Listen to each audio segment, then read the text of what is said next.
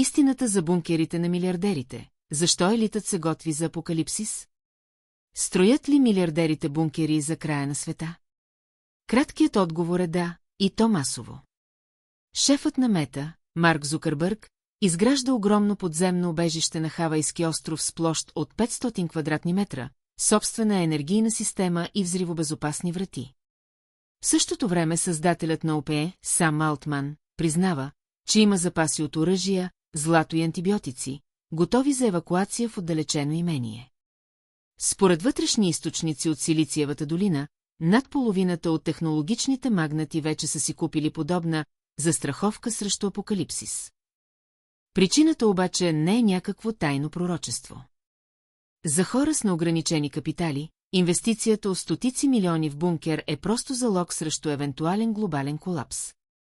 Те се страхуват от три основни неща – ескалиращите военни конфликти по света, климатичните промени и собствените си творения. В технологичния свят сериозно се коментира, че моментът, в който изкуственият интелект надмине човешкия, може напълно да преобърне социалния ред. В целия план обаче има огромен парадокс.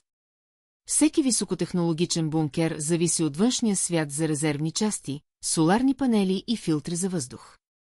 Но най-големият въпрос, който вълнува богаташите на тайните им срещи, е друг – как да запазим лоялността на въоръжената си охрана, когато парите изгубят всякаква стойност, изглежда, че дори под земята абсолютната сигурност е просто илюзия.